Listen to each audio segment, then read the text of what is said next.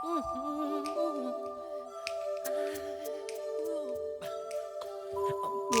make a change for once in my life. Hello everyone, welcome to my weekly messages. I'm Jelaila Star.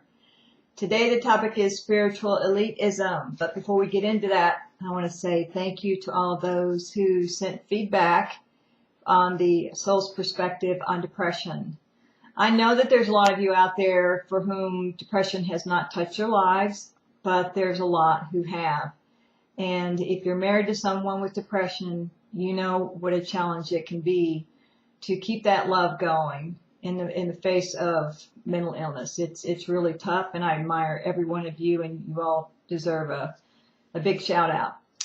But a special shout out to Kyle and Laura, not the real names, my friends from LA who came here for 3 days, and it's through their guides that we were able to gain the information that we shared with you. So thank you guys. We love you. I love you, and you are wonderful. It's so good to catch up and relive some of the old days. So anyway, we're going to talk about spiritual elitism, what it is, why it's important, and what we can do with it.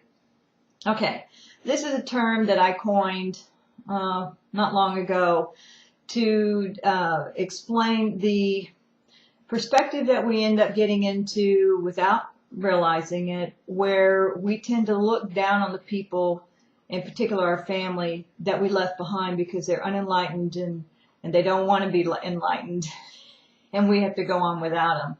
We become like, okay, you know, well, I'm awakened and you're not. Well, why is that a big deal?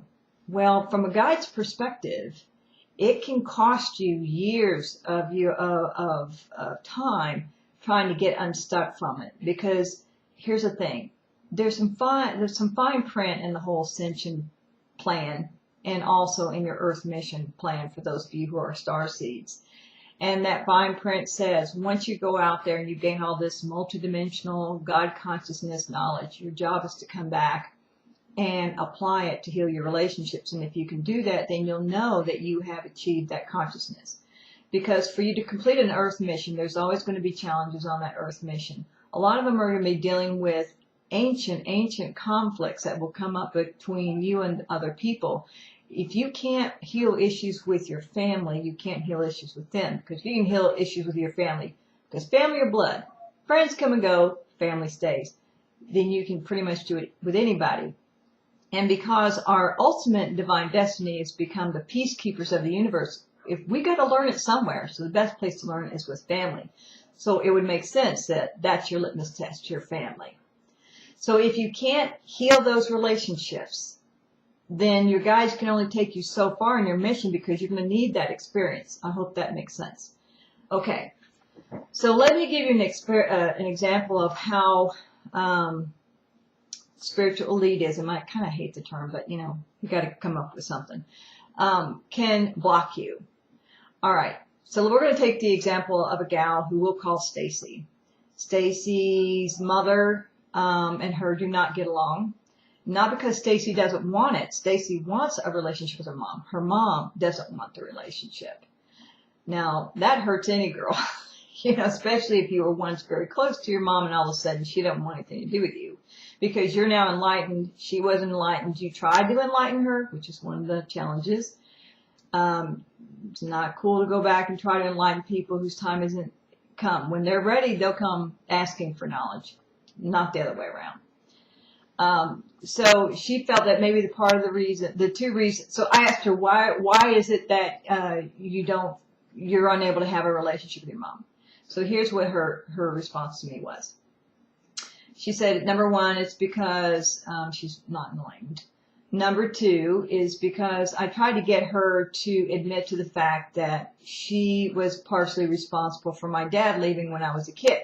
See, her dad left when she was a young girl and married another woman. And from that point on, her mom, who was very bitter, felt that he was a loser and taught that to her daughter. So her daughter didn't have a relationship with her dad because he was a loser. Now that she was grown, she realized there was emotional scars from not having her dad in her life.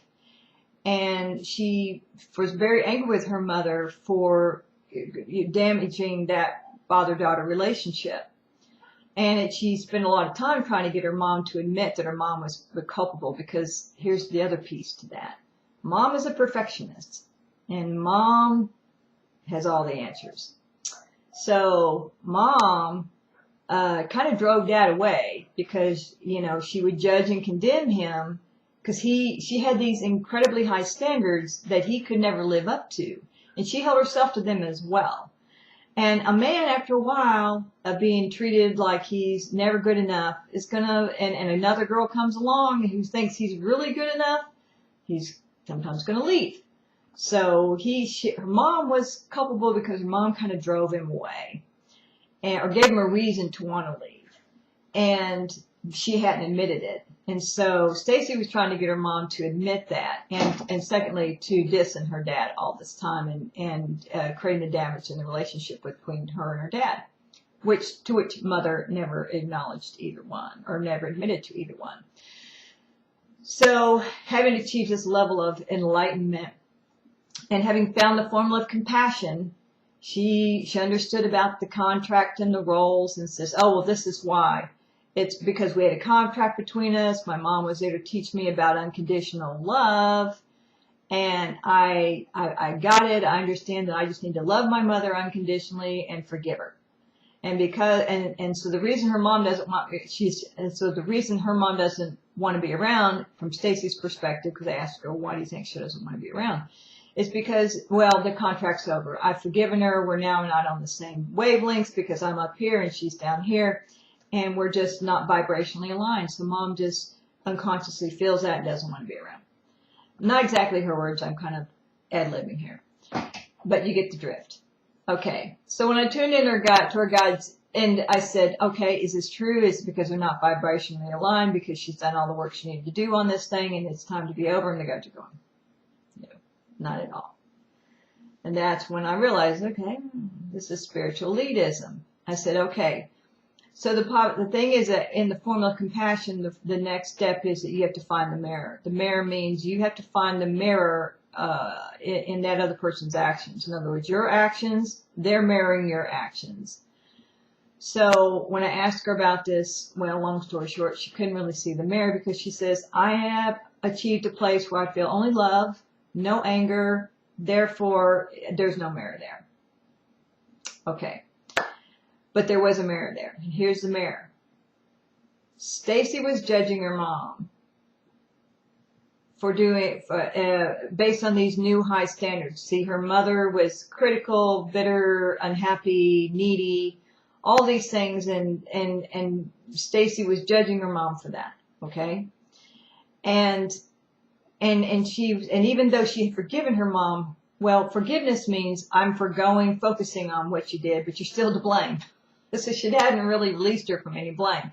So her mother felt that, and therefore her mother didn't want to be around. So the mirror is, Stacy was doing to her mom what her mom did to her dad, which drove her dad away, and it's driven her mom away. There is the mirror.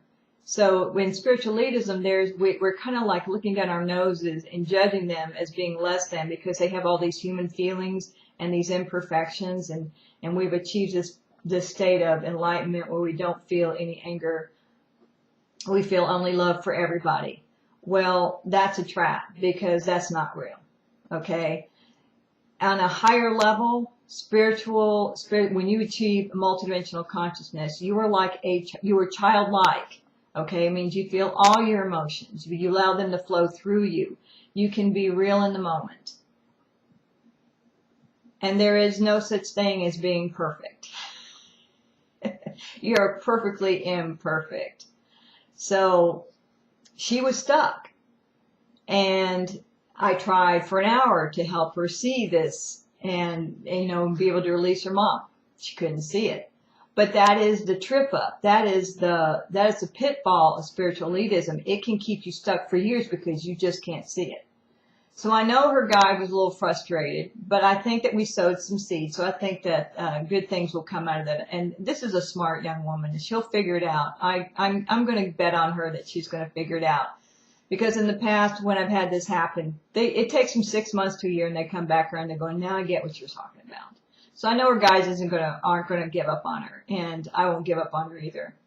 But anyway, if this is something that's going on with you, if you've got this where you're just feeling stuck, if somebody doesn't want to be around you, they have not awakened, you've tried to awaken them, you've got an issue with them, they can't own it, maybe that's what's going on. So hopefully this will help you, and take care, have a great week, and I will talk to you next week. Bye-bye.